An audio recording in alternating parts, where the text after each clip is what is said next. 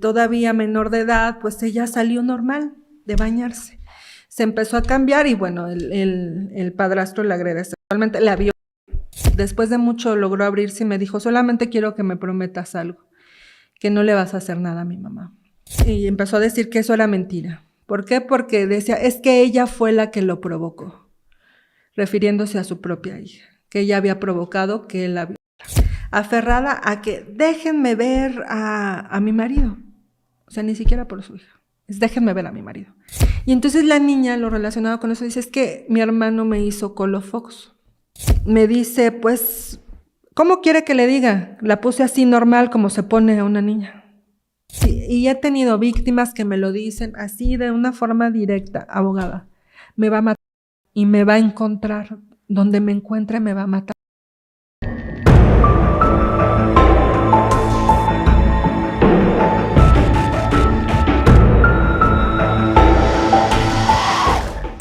Hola amiga y amigo, bienvenido a tu programa Relatos Forenses. Recuerda que esta es una producción de Pepe y Chema. Estamos justamente hoy con una persona muy importante. Si el Ministerio Público no hace bien el trabajo, ¿puedes tú meter algún recurso para una queja para que te hagan más caso en tu asunto que está delicado, por ejemplo? Para eso tenemos hoy el gusto de recibir justamente a una abogada litigante. Ella es licenciada en Derecho con maestría en Juicios Orales, además de que es profesora y conferencista nacional e internacional. Maestra Miriam Solares, muchísimas gracias por estar aquí. Este es su programa Relatos Forenses. Bienvenida. Muchas gracias, doctor Jorge. Es un placer. Me da mucho gusto tenerla porque usted y yo fuimos compañeros desde que empezamos a dar clases. Sí. Usted de Derecho Penal, de Derecho Civil y su servidor pues de Medicina Legal. El día de hoy tenemos el gusto de tenerla aquí y que mucha gente va a estar interesada, primero que nada, ¿qué es un abogado? Pues bueno, es importante nuestra figura dentro de la sociedad. ¿Por qué? Porque el abogado es la persona que te va a representar legalmente ante una autoridad. Y bueno, de manera muy coloquial y ordinaria decimos que es la que nos soluciona los problemas, ¿no? Okay. Tienes un problema, tienes una bronca, pues entonces córrele con el abogado para que vaya y te defienda. Ahora, en el caso particular, así como me hizo el favor de presentarme, pues entonces nosotros nos dedicamos, en mi caso, al derecho penal. Y pues todo lo que sean delitos, lo que llaman de manera muy formal conductas delictivas, pues nos hacemos cargo nosotros los abogados litigantes o postulantes en materia penal. Los delitos más comunes, que son los robos, por desgracia, los homicidios, y en mi caso, por la formación que tengo y desde donde vengo, desde muy joven, empecé a trabajar en la Procuraduría, pues son los delitos sexuales y todo lo relacionado con la violencia en general. Ok, yo como compañero sé que usted estuvo justamente trabajando en la cuestión oficial, por decirlo así, que fue Procuraduría, hoy en día es Fiscalía, sí. Así como también en otra institución. ¿Esta la podemos saber qué institución estuvo usted? En el Centro de Atención a Víctimas de Violencia Familiar, que también forma parte de la Procuraduría, okay. Ahora Fiscalía. Fíjese que esto es muy importante en el sentido de que muchas mujeres con el incremento de violencia hacia la mujer, la misma ley que afortunadamente salió para justamente de esta de la violencia contra la mujer, los feminicidios que lamentablemente han incrementado en cantidad, y no a nivel nacional, sino a nivel internacional, pues lo hemos visto, ¿no? Que es muy importante la figura de la mujer en el área penal y justamente para la defensa de ellas mismas. Por lo mismo de que a veces la mentalidad machista que todavía tenemos en nuestro país, pues de repente, pues es que usted lo provocó, ¿no? Es que usted no le dio de comer. Entonces, qué bueno que usted nos va a ilustrar en este sentido.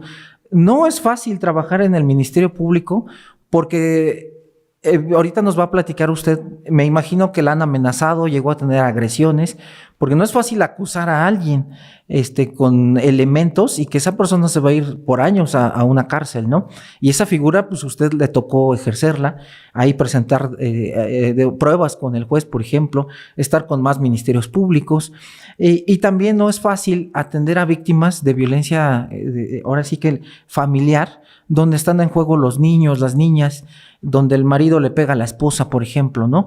Y si usted interviene, a veces el propio marido va y la agrede a usted o las amenaza, ¿no?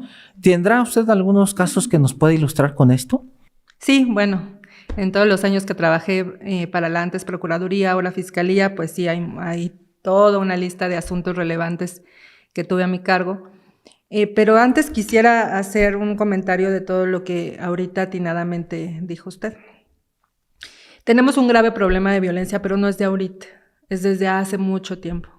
Pero antes no había tanta difusión y no había tanto conocimiento por parte de la sociedad de lo que podías hacer si eras una víctima de violencia.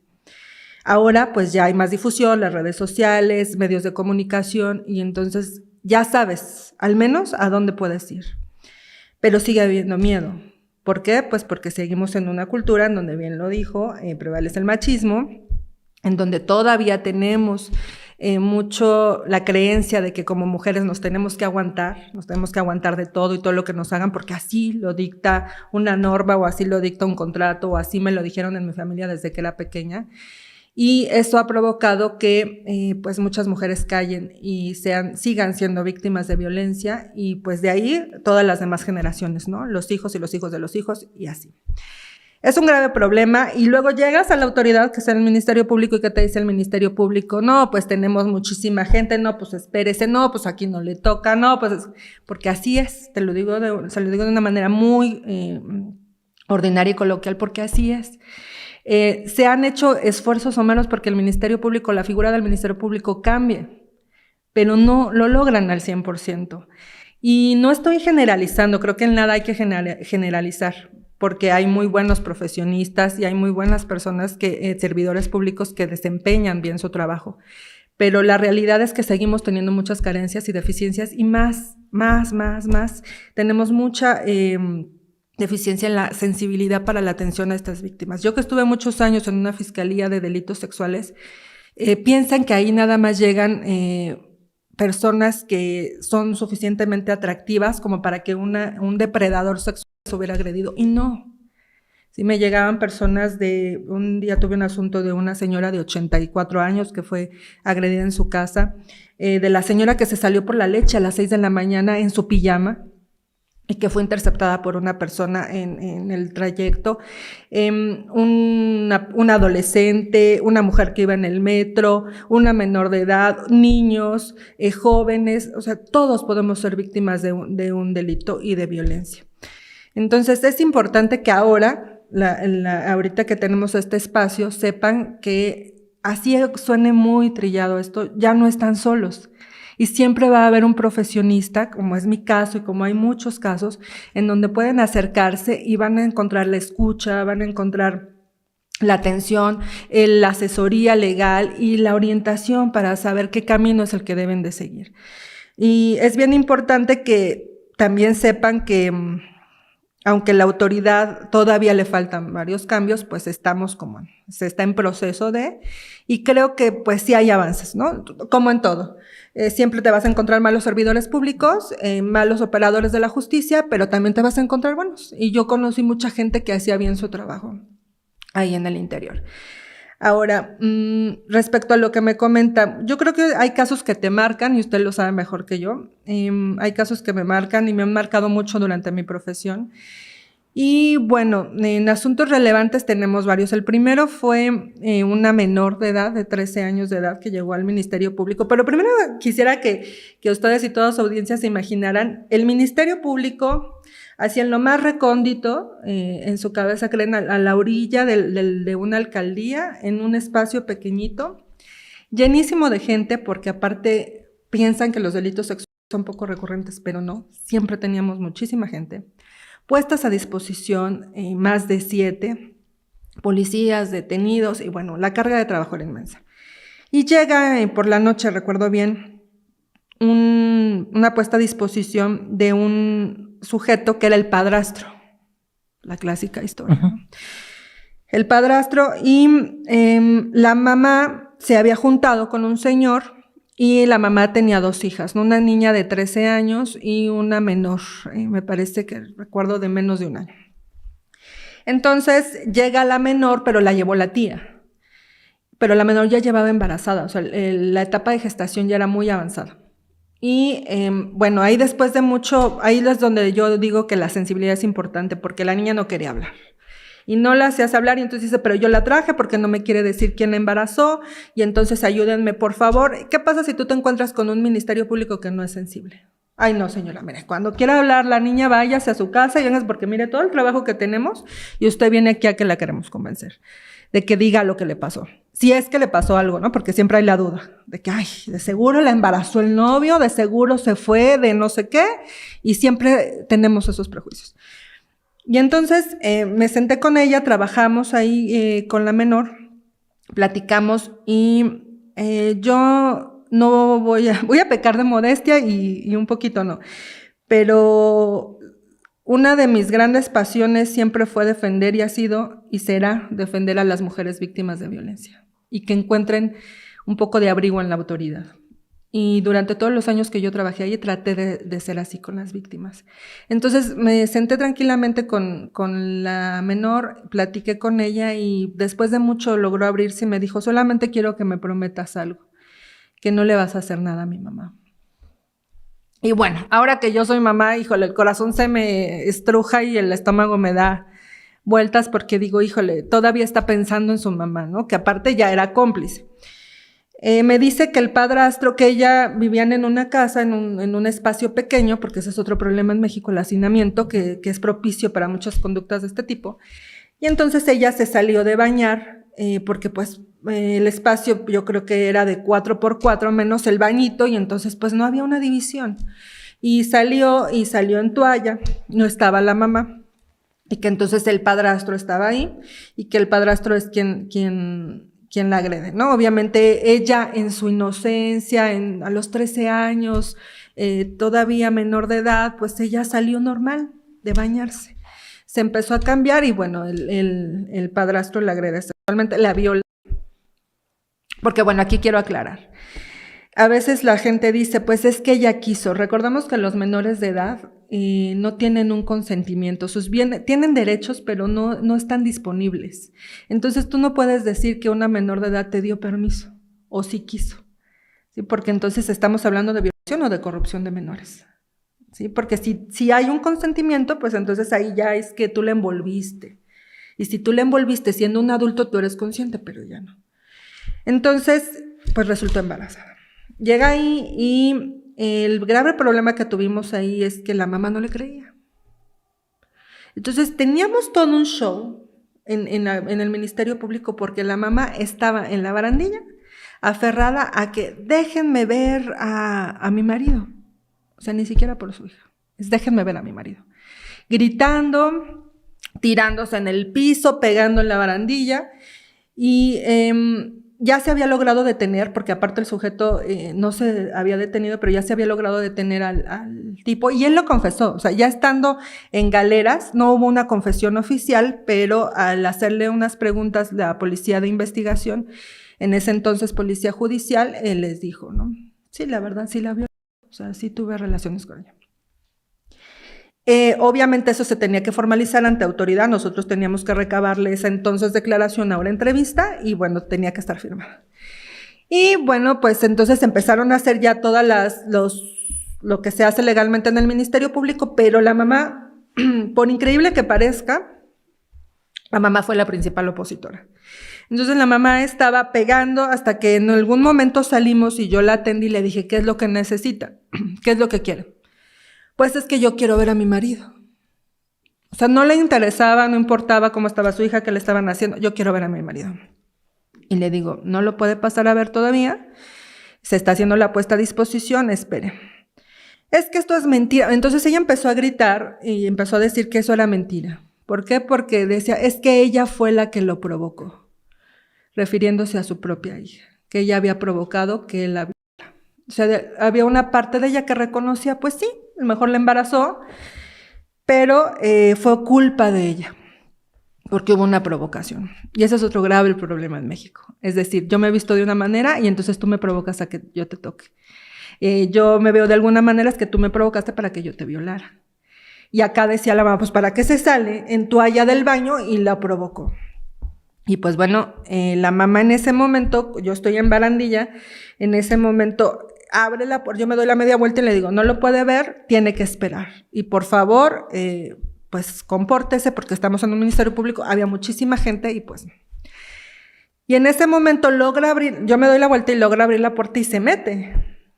O sea, se mete, pero pues yo le estoy diciendo que di unos pasos entre tanto bullicio, la gente, y del lado derecho tenía yo la guardia de policía de judicial, ahora policía de investigación, y entonces yo nada más, pues ahora sí que sobre mi hombro y de reojito, como decimos, alcanzo a ver que el policía la alcanza a detener, pero ella ya estaba casi encima de mí a los golpes. Y pues como pudo, la tomó de la cintura, la sujetó, pero pues así de película la escena, porque ella gritando, insultándome en ese momento, eres una no sé qué, eres una no tal por cual, te odio, te vas a ir no sé a dónde, ella está mintiendo, y entonces pues como pudieron ya medio la sacaron y pues bueno, ya medio se estuvo comportando, la tranquilizaron, llegaron otros familiares porque la niña venía acompañada con unos tíos.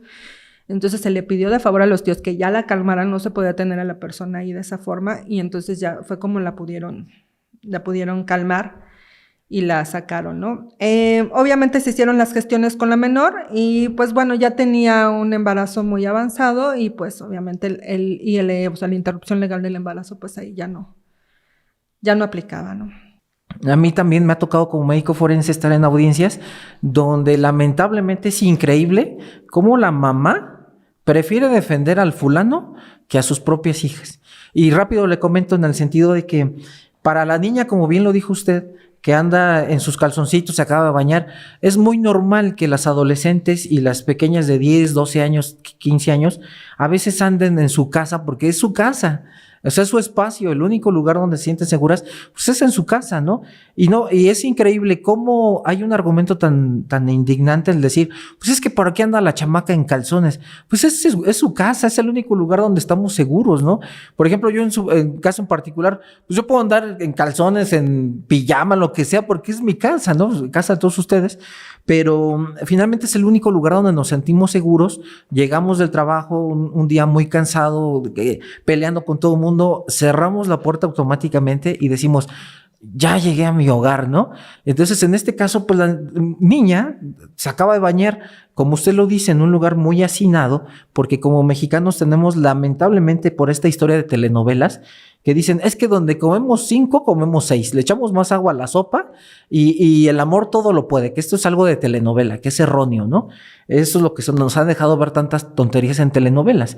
Entonces, como yo siempre lo he dicho, y perdonen por lo que voy a decir, pero te quieres juntar con alguien que no es el papá de tus hijos, de tus hijas en especial, es violento.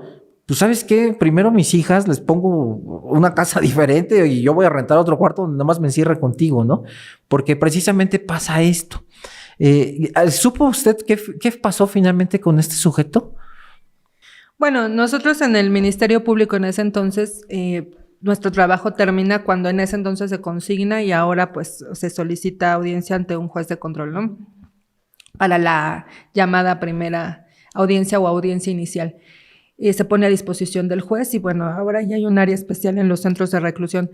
Pero hasta ahí termina. Nosotros ya no supimos cuál fue la sentencia, pero algo bien importante, en mi caso particular, era que fuera bien integrada el expediente para que evitar que en la primera audiencia o que en el término constitucional pues él quedara en libertad, ¿no? O estas personas quedaran en libertad.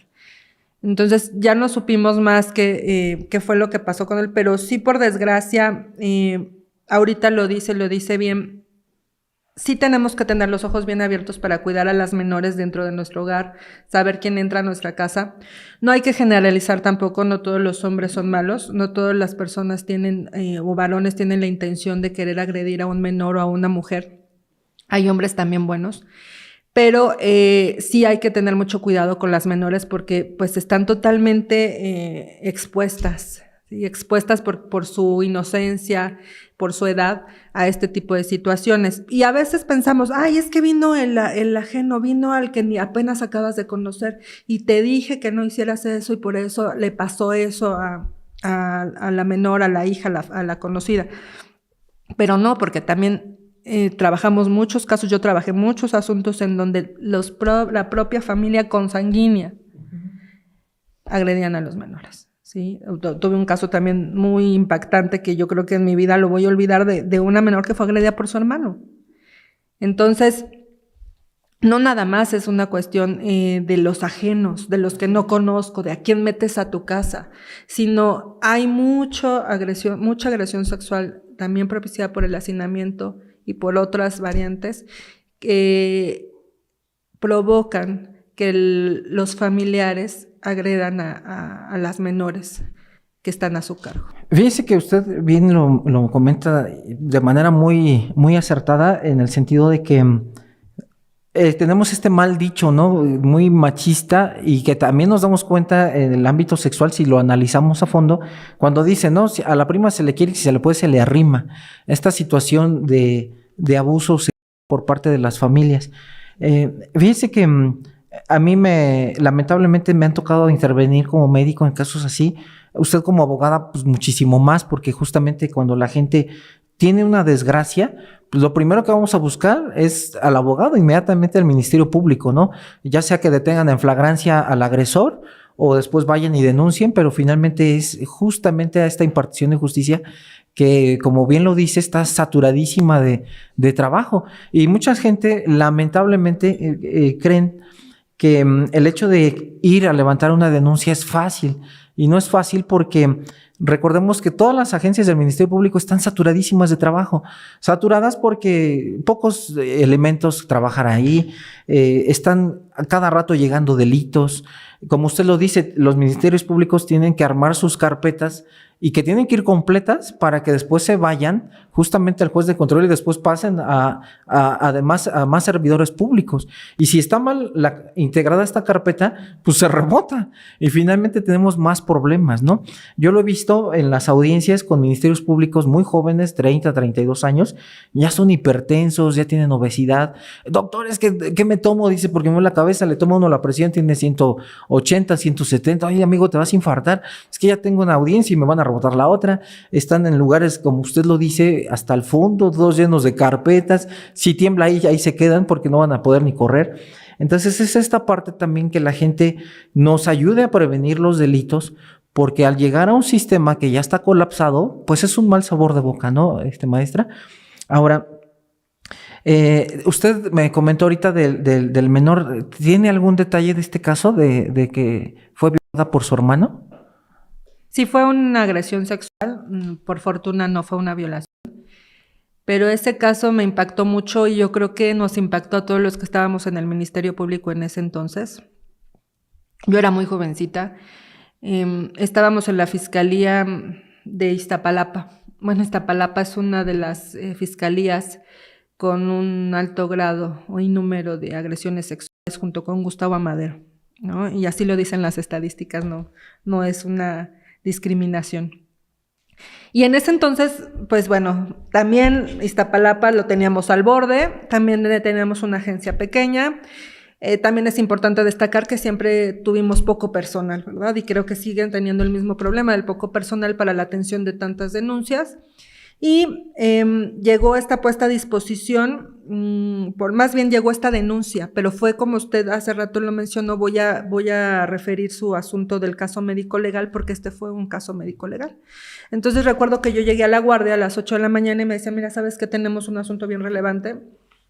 Y me enseñan la entonces averiguación previa, ahora carpeta de investigación, y ya había las fotografías, ya estaba integrado en gran parte el expediente, y entonces yo al estar lojeando empiezo a ver las fotografías de una menor de 4 años en ese entonces, le estoy hablando en el 2005, 2006, y pues con diversas lesiones en todo el cuerpo, porque no solamente fue una agresión sexual, pero lesiones que parecía que usted estaba viendo a una persona que acababa de terminar una pelea de box.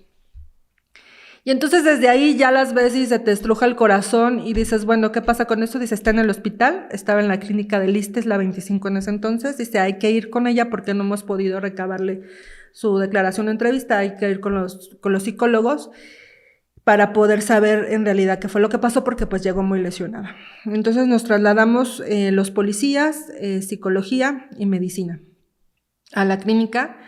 Y pues bueno, sí nos encontramos con la nena y es ahí donde yo digo que en todos los sectores hay personas buenas, ¿no? En ese hospital cuando llegamos, la nena estaba jugando con las enfermeras ya le habían hecho sus colitas, ya la tenían muy arreglada, su área de su cama ya estaba con muñequitos, porque aparte en el hospital también les había impactado esa situación, ¿no?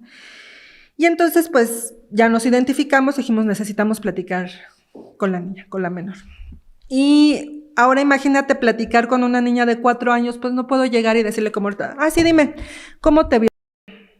Y eso es algo bien importante que también como operadores de justicia nos tenemos que poner, decimos ordinariamente, las pilas. Es una menor, no puedes llegar y hacerle un interrogatorio como una persona adulta o como un profesional, es una niña o es un niño. Entonces, pues no vas a llegar y decirle, ¿cómo te violaron? ¿Y qué te violaron? ¿Y qué te hicieron? ¿Y por qué estás así? No. Entonces hay que empezar con juego, hay que empezar a ganarse la confianza, porque imagínense si la niña va a confiar en alguien después de lo que vivió.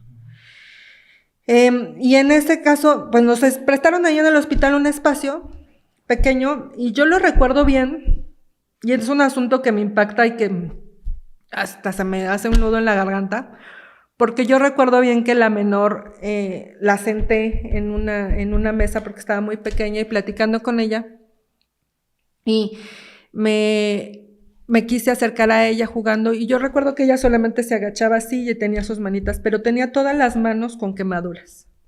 Entonces, como usted lo sabe y mejor nos puede explicar, pues toda su piel se estiraba porque ya había lesiones antiguas, ¿no? Se estiraba, ella bajó su mirada así y no me quería ver. En algún momento la pude hacer sonreír, pero ella no podía sonreír porque cuando quiso sonreír tenía toda la boquita llena de lesiones y existía el riesgo de que se le podría abrir una y pues bueno, le sangraba, ¿no? Su ojito apenas le abría, el izquierdo, y entonces esa imagen es muy impactante para mí porque es hacer esto, la niña estaba así, levanta su mirada así como pudo y me quiso dar una sonrisa pequeña, ¿no? Imagínense su cara toda lesionada. Yo recuerdo bien que ella me platicó que su hermano le había hecho Colofox. Y entonces nosotros decíamos, bueno, ¿y qué era en ese entonces? Hace muchos años había un programa de estos que pasan en las mañanas como el de hoy. Yo creo que hasta era ese programa. Y estaba conduciendo esta famosa artista, una artista famosa, y entonces hacían un baile. Sí, que se formaban todos atrás, que todos ¿no? se formaban y decían Colofox, y entonces hacían este movimiento de atrás hacia adelante. Y entonces la niña lo relacionaba con eso, dice, es que mi hermano me hizo Colofox. Y no, en delitos sexuales se utiliza algo que se llaman muñecos anatómicos. Uh-huh. Los muñecos anatómicos son muñequitos de trapo que están hombre, mujer, niño y niña, pero tienen todo lo que son vello en axilas, los que son adultos, y sus genitales. Entonces, como si fueran unas personas normales, pero en muñequitos. Entonces se le dan los muñecos y le digo, a ver, vamos a hacer el juego y mira, aquí está, este es tu hermano, sí. Y ya lo agarra ella, dice, ya esta soy yo, ¿no? Y entonces ella empieza a hacer este movimiento de atrás hacia adelante. Y también hubo una cuestión de tocamientos, ¿no?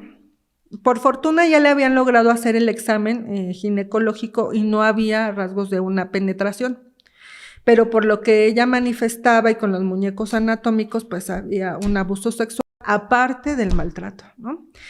¿Qué pasó con esa menor? Y todos dirán, pero ¿cómo llegamos a esas lesiones y en dónde estaba la madre? Pues bueno, es que la mamá platica en ese entonces, o platicó que le dijo el hermano, préstame a mi hermanita 15 días.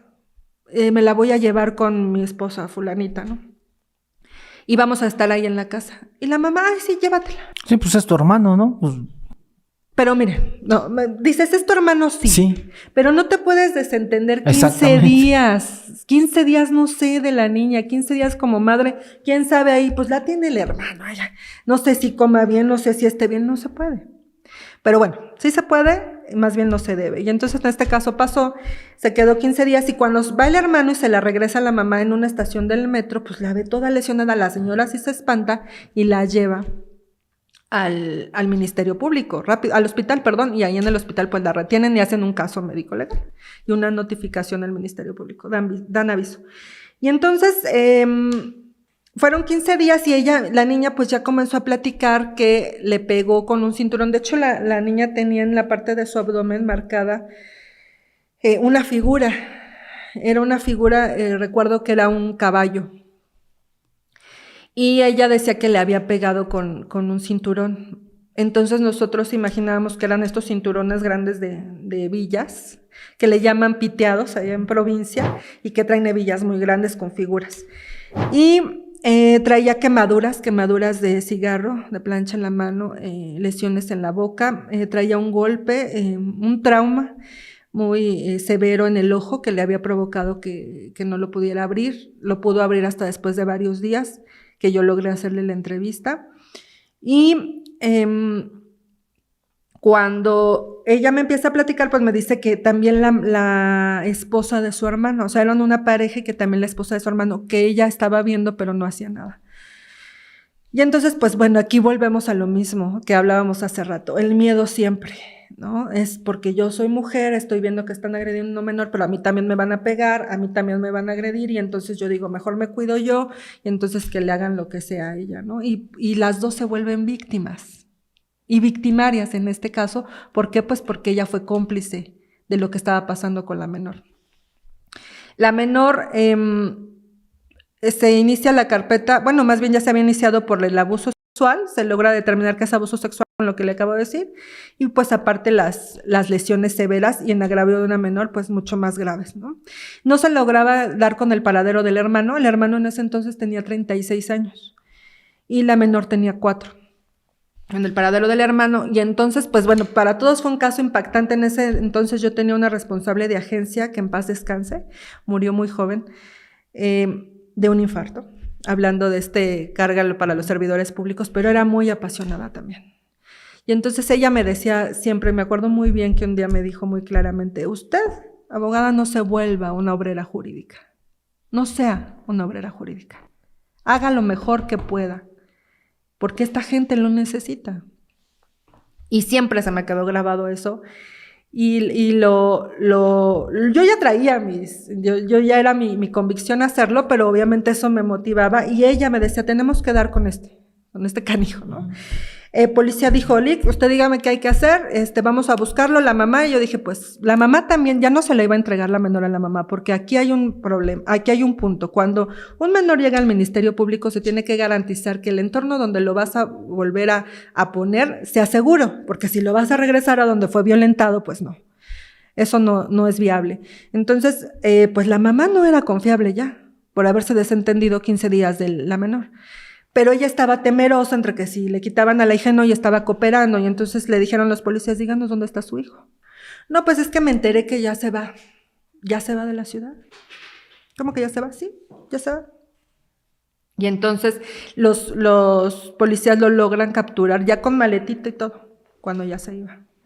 Y lo logran detener, logran la detención y la puesta a disposición. Y yo recuerdo bien que, esto es un secreto que vamos a decir, yo recuerdo bien que entré a las galeras, teníamos como 7 detenidos. Y en las galeras estábamos ahí, a ver, fulanito, ¿no? Fulanito, ¿dónde está? Y pues ahí el señor así, levantando la mano, ¿no? Y le digo, a ver, tú estás así detenido, obviamente se le hacen saber sus derechos, pero iba a pasar a declarar en ese entonces conmigo con la defensora de oficio, porque obviamente no tenía particular, y confiesa. Dice que él cometió el delito, y cuando se le está preguntando, porque se les puede hacer preguntas a los detenidos, me dice, pues, ¿cómo quiere que le diga? La puse así normal, como se pone a una niña. Yo la verdad, ya yo no me pude controlar, lo he de confesar, es nuestro secreto. Yo le dije, ¿cómo se pone normal a una niña de 4 años? Dime cómo.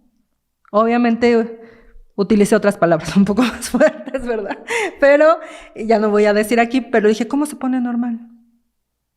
O sea, no me hables de normalidad. Y es ahí cuando te das cuenta la severidad de la forma de pensar de los que yo llamo depredadores sexuales. No hay otra forma de llamarles.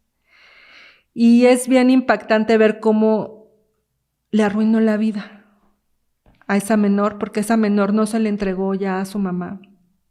La llevamos fue trasladada a la agencia del menor. En la agencia del menor se queda ahí en una estancia corta para que otro familiar pueda ir a recoger, que obviamente entra trabajo social, entran todos los especialistas para saber si se puede reintegrar a otro núcleo, pero si no, pues se va a otro lado, a un albergue, ¿no? Es una chava que ahora probablemente tenga 20 años, 19, que en ese entonces era una niña, y que este sujeto que pensó y que me dice, fue normal como la puse, le cambió la vida.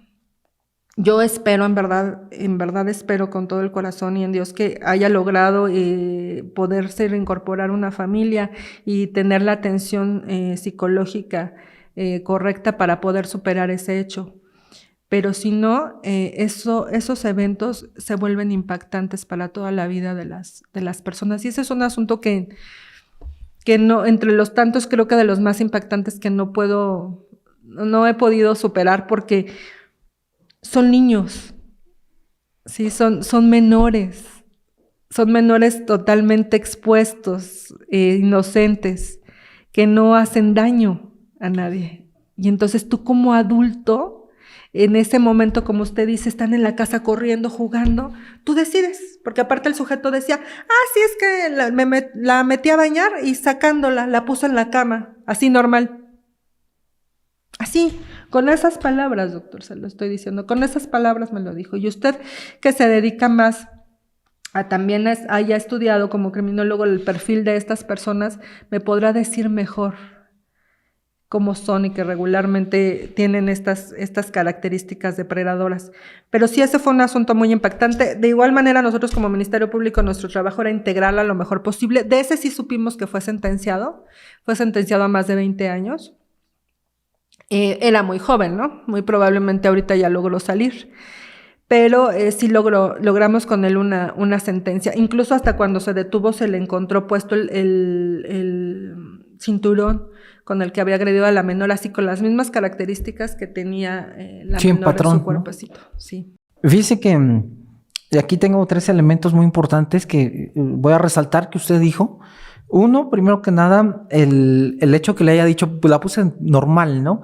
Ya nos habla de un pederasta, de que muy seguramente ya había tenido alguna otra víctima también pequeñita. Afortunadamente en esta situación pues lo lograron detener. Y lo mismo lo menciona Vicente Garrido, ¿no? Que es un gran criminólogo y que se especializa en los perfiles de las agresiones contra las mujeres. Pues todos estos rasgos, ¿no? Ya cuando usted le dice, pues es que me la puse normal, y como bien lo dijo, pues es una niña de 4 años, ¿cómo te vas a poner normal a una niña de 4 años en una posición sexual? Pues habla de un tipo que ya constantemente ya lo había hecho varias veces.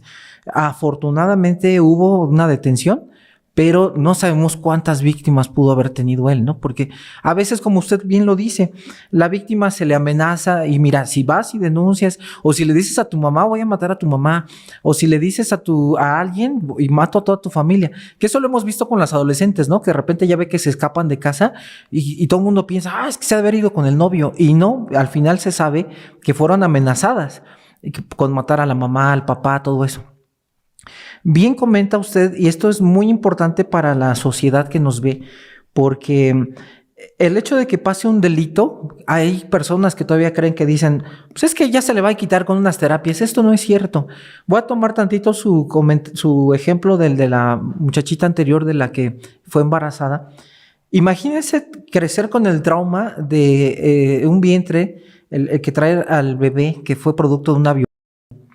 Y luego este niño va a crecer con el desprecio de la mamá, porque la mamá, no estoy diciendo que, no estoy generalizando, como bien lo dijo hace ratito, pero sí gran parte puede decir, pues es que él es el producto de una violación y va a tener siempre el remordimiento o puede ser que tenga también el enojo, la agresión hacia el producto, hacia el niño, o justamente el desprecio, ¿no? De que tú fuiste hijo de una violación. Tenemos ahí ese problema porque al rato crece el niño o la niña y también va a crecer con estos patrones de violencia y es un ciclo que no va a terminar.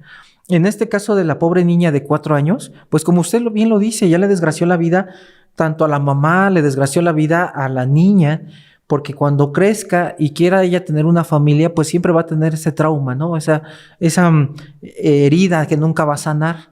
Las cicatrices por quemadura siempre van a estar presentes.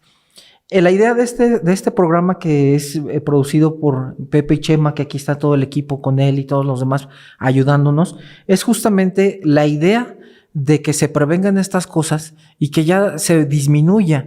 Estamos hartos, lo voy a decir rápidamente, de ver contenidos pues pobres, que nada más encarecen a la sociedad.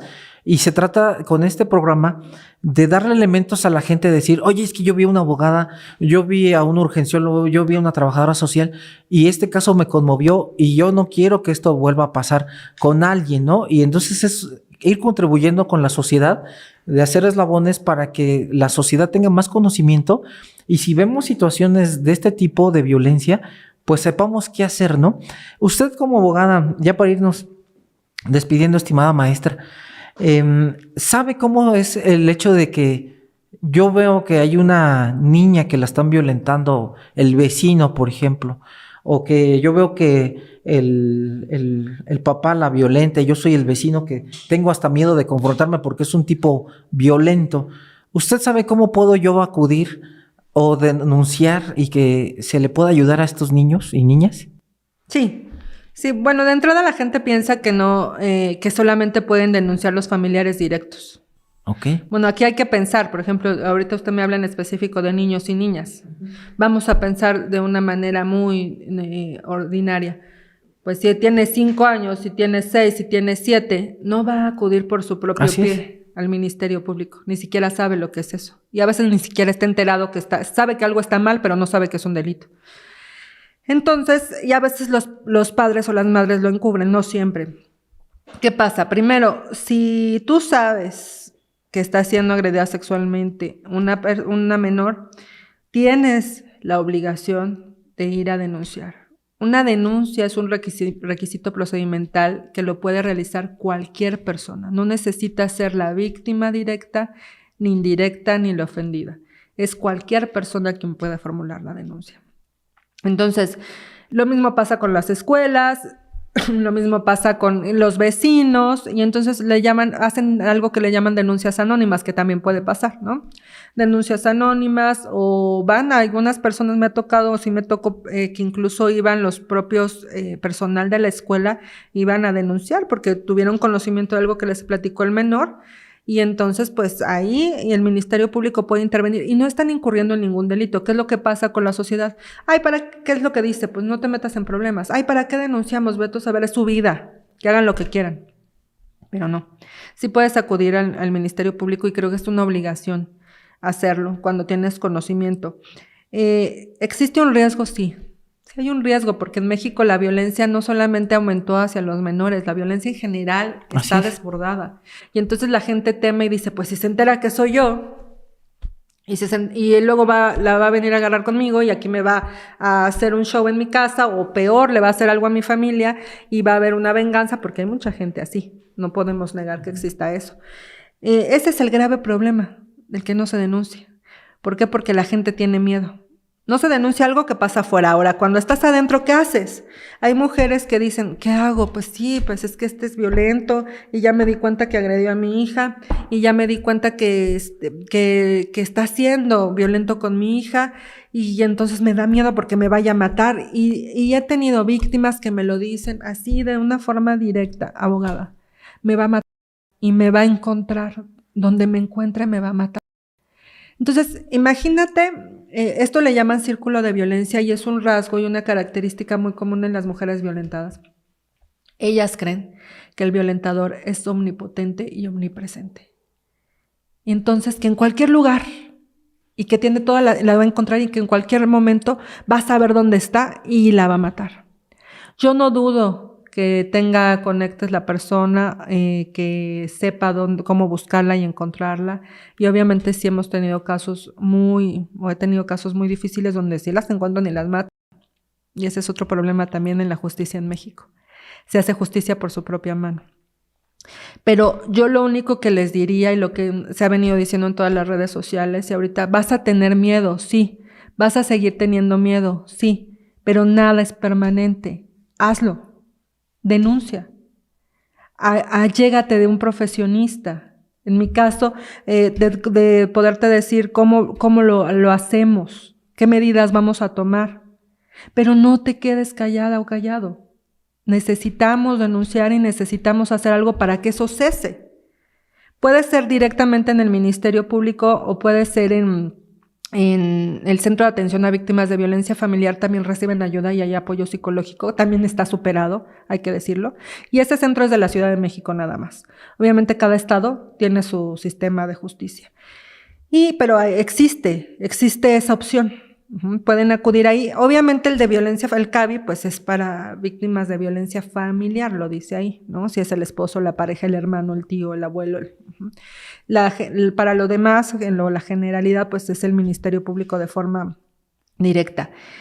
Que te vas a encontrar tal vez con muchos obstáculos, que tal vez te desanimen, sí. Yo lo que les recomiendo siempre es vamos a apoyarnos, vamos a hacer un trabajo conjunto, vamos a apoyarnos con un especialista también en psicología para que tú puedas trabajar esta parte del miedo y de pensar que tu violentador o el violentador de tus hijos tiene todo el poder sobre ti, porque esa es la idea y eso es lo que se piensa, y que tú no vas a hacer nada si no estás con él.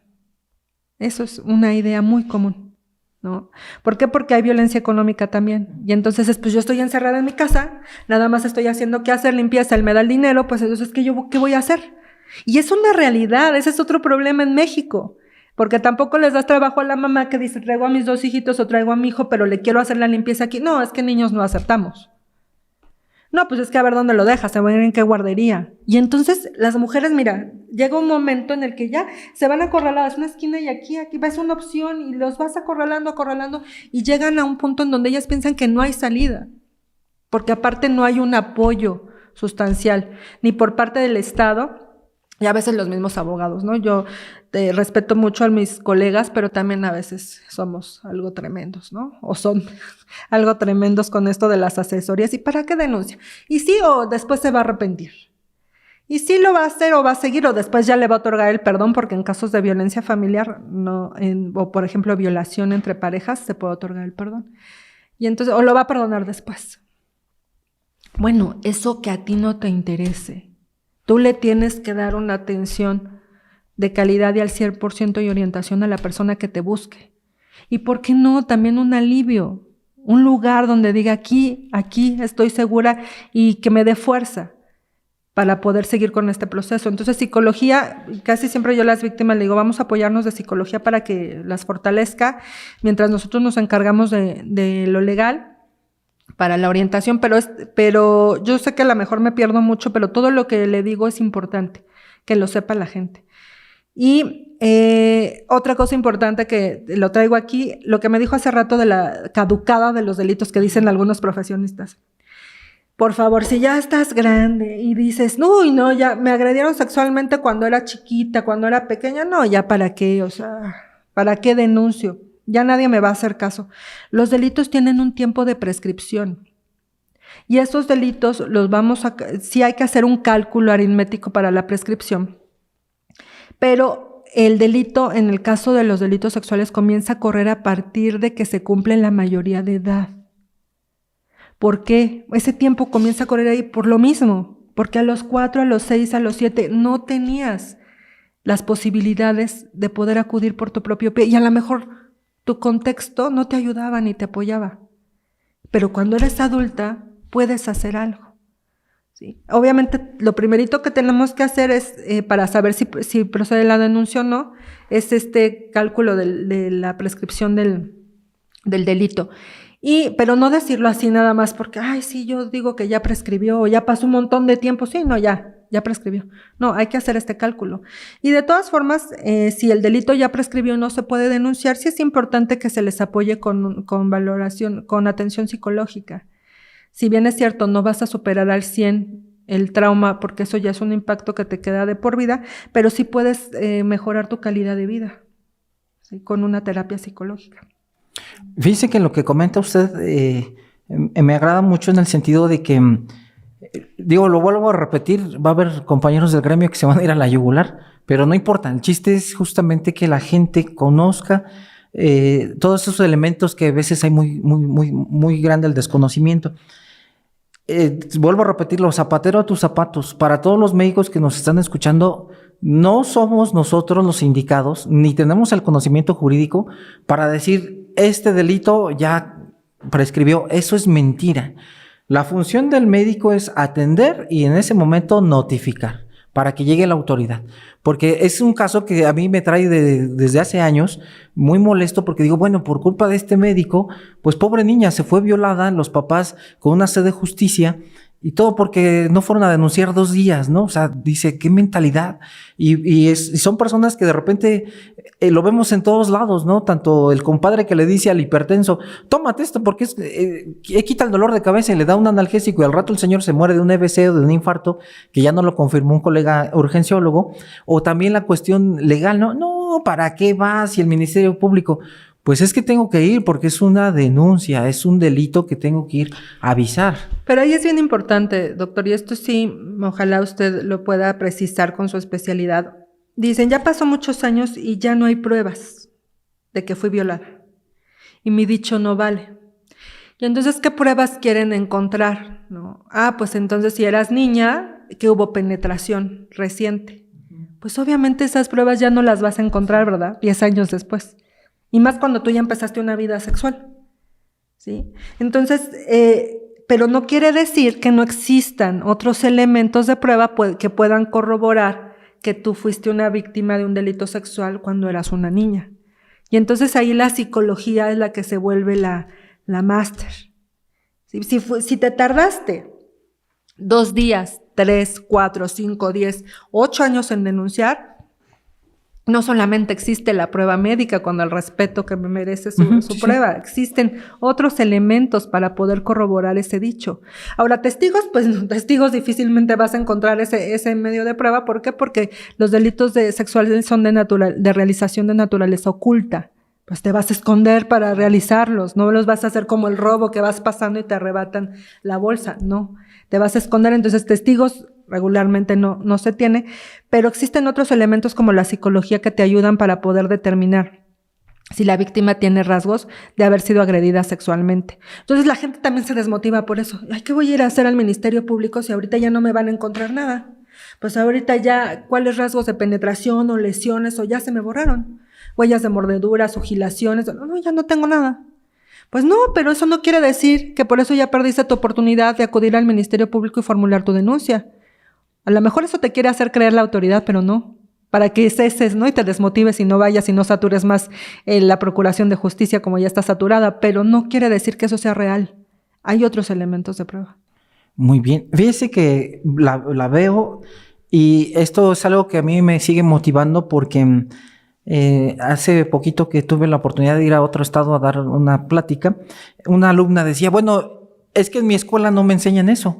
Y yo le comentaba, es que no te lo van a enseñar, ni en Harvard te van a enseñar todo lo que tienes que aprender. Y yo lo veo con usted claramente. Usted conoce de psicología, de criminología, de medicina, obviamente de derecho. Y esto se basa con múltiples diplomas que usted ha tenido y con más especialidad y con la maestría. Fíjese, maestra, que me ha aportado usted tantos elementos importantes de esa sed de justicia, de servidor público que, como usted dice, nos alquilamos para esto, para precisamente como lo dice la definición, para servir a la sociedad.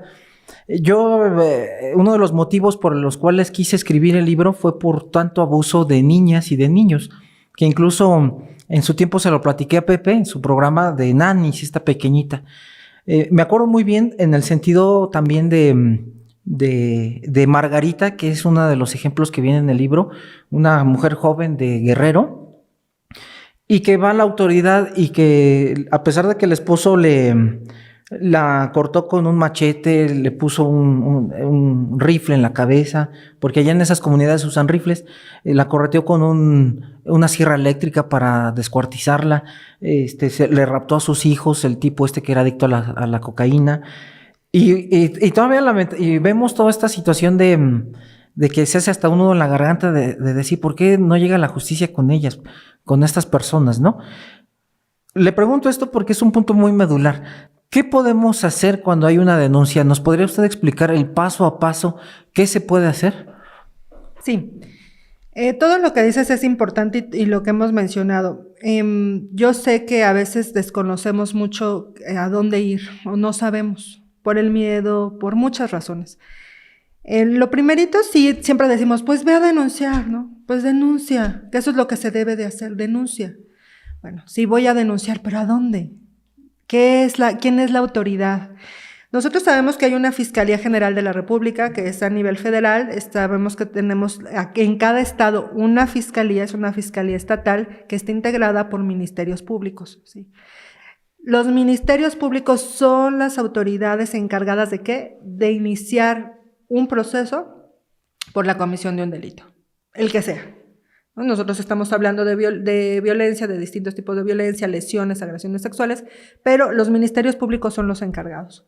Entonces, primero es denuncia. ¿Qué medios tienes? Bueno, puedes ir directamente al ministerio público que está, donde haya sucedido el hecho, ¿sí? El más cercano.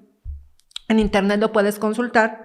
O en su caso puedes acudir a una página en internet que tienen las fiscalías, donde también se permiten las denuncias en línea, digamos, ¿no? Por llamarle de una forma. También tienen teléfonos ahí. Incluso hay hasta un teléfono donde dice denuncia anónima. Ahora, ¿qué pasa en un delito de los que hemos estado hablando que son sexuales? Pues que es importante la presencia de la víctima, ¿verdad? No es lo mismo que estés denunciando en línea un robo a que tengas que denunciar una violación o algún otro delito sexual.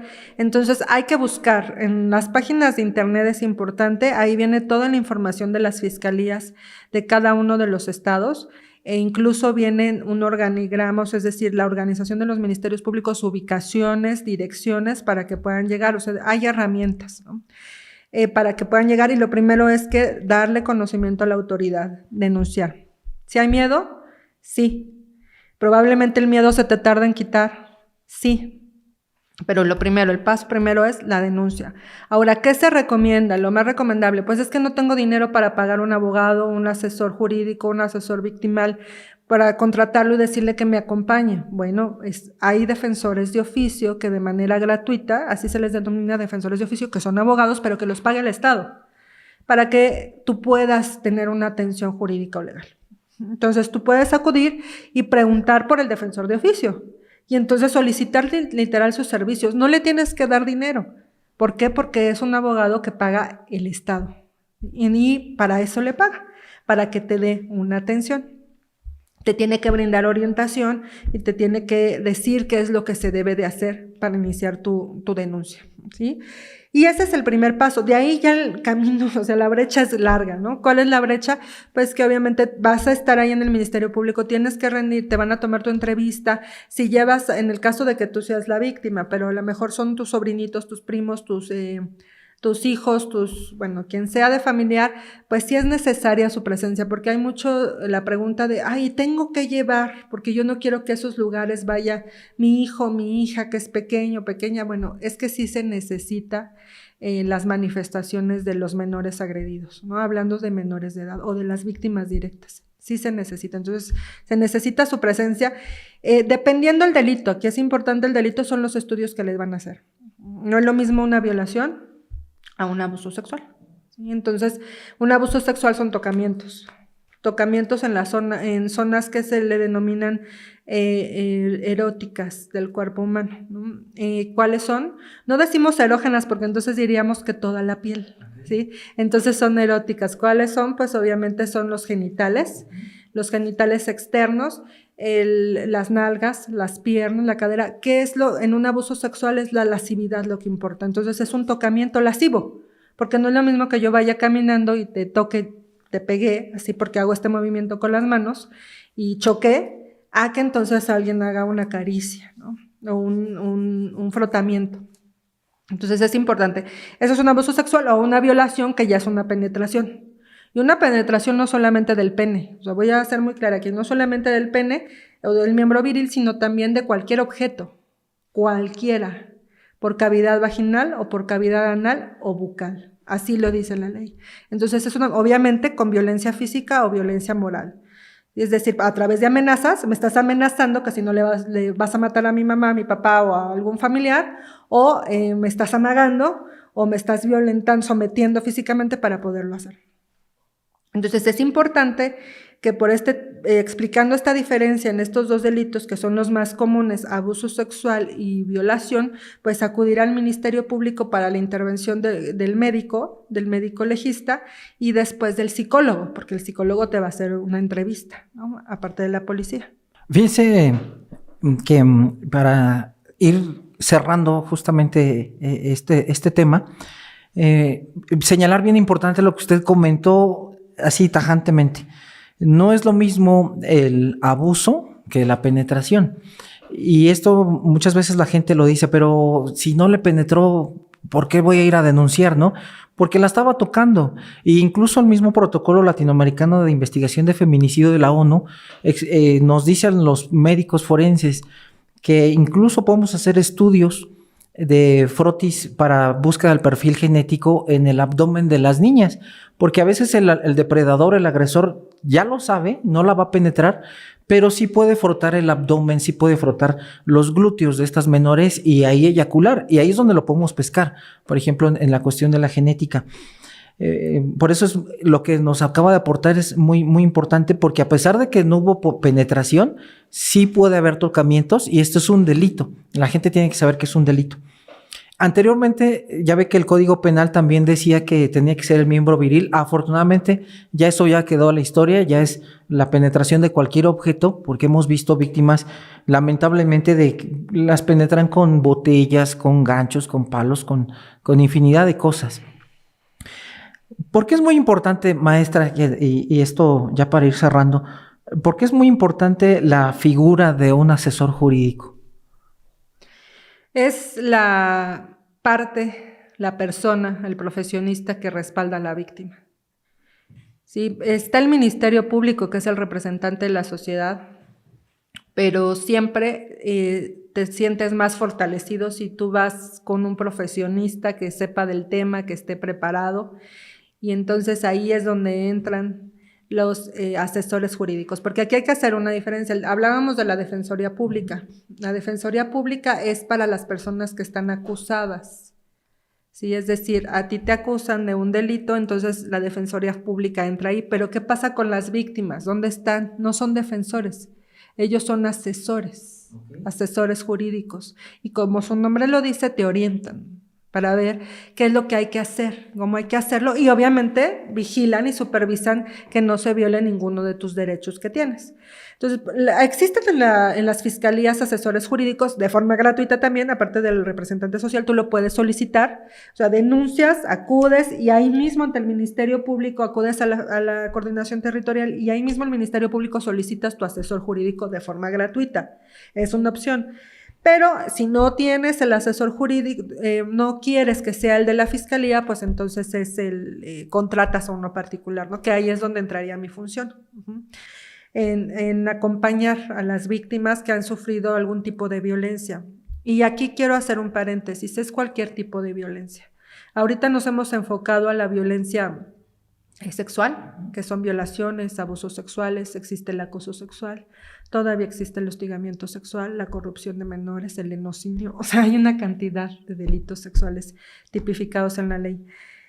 Pero también existe otro tipo de violencia, existe una ley que es para erradicar la violencia contra las mujeres, que te hace una lista enorme de tipos de violencia: violencia física, violencia moral, violencia económica, violencia psicológica, violencia sexual. Entonces a veces piensas que no eres víctima. Está tan normalizada la violencia en este país que a veces piensas que no eres víctima. Ay, me gritó, pero es que se molestó. Me jaloneó, sí, pero es que estaba tomado. Me sujetó fuerte. Bueno, sí, pues es que estaba jugando. Me aventó. Bueno, fue un accidente. Y entonces la violencia tiene, dicen por ahí el violenciómetro, como el del termómetro, ¿no? Y entonces vas escalando hasta que llegas al rojo y como usted bien lo sabe, terminas en un feminicidio, ¿sí? Porque el violentador muchas veces no tiene un límite, la mayoría de las veces. Entonces, en mi caso, soy la abogada, puedo ser abogada particular de cualquier víctima directa, ofendido, víctima indirecta, porque hay varios tipos de víctimas, y poder orientarte en los pasos que acabo de decir que se deben de seguir, ¿no? Y también existen en los gratuitos que están en las fiscalías de cada uno de los estados, puedes acudir directamente.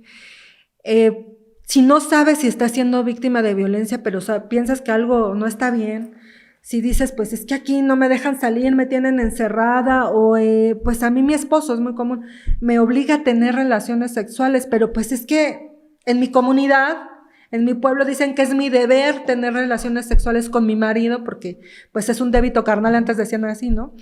Pero no, un no es un no, entonces nadie te puede obligar, y si te obligan, entonces ya hay violencia. Y puede ser un tipo de violencia moral o física, y eso ya es un delito, ¿sí? Entonces, cualquier tipo de violencia, si eres víctima de cualquier tipo de violencia, ¿cómo sería, por ejemplo, una violencia económica? Porque ya la mencioné. Pues entonces mi marido me dice que si no tengo relaciones sexuales con él de esta forma, pues entonces me va a dejar de dar dinero. Hoy no me dio dinero para la comida de los niños, hoy nos quedamos sin comer. Y siempre hay una amenaza constante con el dinero, porque ese es otro medio de control. La violencia es una forma de controlar. Así es. Fíjense que yo en la universidad tenía un profesor que nos daba epidemiología y siempre decía esto, ya para irnos despidiendo de todas y todos nuestros amigos.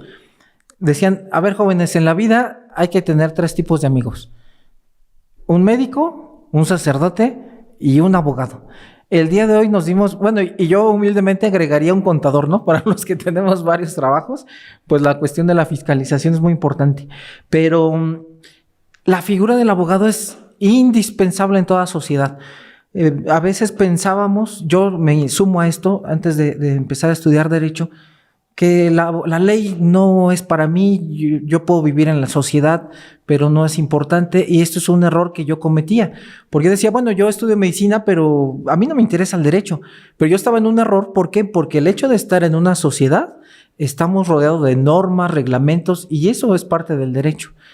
Maestra, ¿dónde podemos encontrarla para personas que tengan duda, de que tengan algún asunto? Obviamente, como todos los profesionistas, ¿dónde podemos encontrarla para todas estas personas que quieran un asunto con usted de delitos, de agresiones, lo de la pensión alimenticia, que eso es muy importante? ¿Dónde la podemos encontrar, maestra Miriam? En el número telefónico les doy mi número celular para que vía WhatsApp es lo de moda, ¿verdad? Ahí todo el mundo nos podemos contactar. El número telefónico es 729-885-7192 y a través del correo electrónico que es lickmiriam81@hotmail.com. Todavía tengo el Hotmail que es el de viejitas, pero ahí está, ahí me pueden encontrar. Y como bien lo dijo, cualquier tipo de asesoría.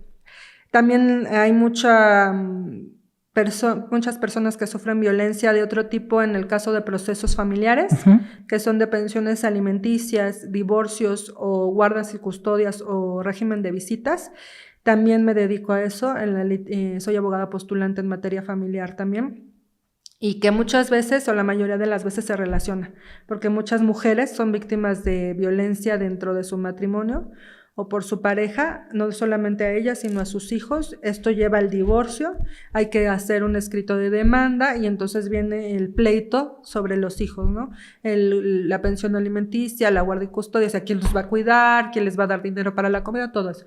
Entonces van relacionados ambos casos muy comúnmente, entonces yo les puedo brindar esa asesoría, pueden escribirme un mensaje, las oriento con mucho gusto y sobre todo siempre invitar a toda tu audiencia y en general a todos los que nos escuchen a que siempre va a haber alguien que te escuche. No puedes quedarte toda la vida pensando, esta cruz me tocó vivir, así me tocó vivir, esto es normal y pues ni modo. No, siempre hay una opción para vivir mejor, para estar mejor, aunque se tenga miedo. Con miedo se avanza, nada es permanente y todo tiene una solución. Que no se crean que no hay solución, siempre hay una solución, alguien que te apoye legalmente para que tú puedas salir avante de esto, te oriente y sepas qué hacer. Y que sí hay miedo, sí puede haber un cambio grande en tu vida, pero que sepas que es para mejorar. ¿Sí? Entonces es bien importante que no se queden ahí, que no se estanquen. No, nadie tiene el derecho a vivir mal, a vivir violentado. Las mujeres tienen derecho a tener una calidad de vida, los varones también. Todas las personas que sufren violencia siempre hay una salida. Y sobre todo los niños es bien importante porque los menores de edad están sujetos o dependen de los adultos. Entonces, cuidar sus infancias es sumamente importante, es lo que va a marcar el resto de sus vidas. Entonces, hay que cuidar a los pequeños. Así es como usted lo dice, la infancia es lo más importante en la etapa de un ser humano. Tenemos la infancia normal, saludable, feliz, tendremos sociedades felices. Maestra, a nombre de Relatos Forenses, su servidor Jorge Luis Olivares, Pepe y Chema, productor, y de todo el equipo que está aquí tras bambalinas, que con gusto nos atienden, le agradezco mucho, un mujerón como usted, un crack en Derecho Penal. Amigas y amigos, lo vieron, la maestra Miriam Solares, ya bastante conocedora en Derecho Penal, que me da muchísimo gusto haber sido compañeros en docencia y muchísimo gusto pues a veces manejar asuntos penales, que ahí vamos combinando la medicina forense con el derecho. Me da muchísimo gusto tenerla. Gracias por venir, gracias por su tiempo, que el tiempo es lo más caro en la vida, y estoy agradecidísimo con usted. Muchas gracias, maestra. No, gracias a ustedes. Amigos y amigas, espero que les haya gustado. Vieron que es un capítulo más enriquecedor de la cuestión del derecho. Vuelvo a repetirte, si pensabas que el derecho era aparte, no. El derecho se vincula con todos los días, todo lo que hacemos. Si tienes miedo, ya lo escuchaste de una conocedora, de alguien que maneja muy bien el derecho penal. Tienes miedo, eres víctima, no sabes qué hacer. Siempre hay alguien que te pueda atender, siempre hay alguien que te pueda escuchar. El chiste es que busques puertas, busques salidas, busques ayuda, porque después puede ser demasiado tarde para ti, para tus hijos, para tu familiar, para quien tú veas que necesita. Gracias, estamos siempre, nos vemos la próxima. A tus órdenes, amigo y amiga. Gracias. Gracias, maestra. Iba a decir, el equipo obsesivo compulsivo, no, porque ya me regañaste. Muchas gracias.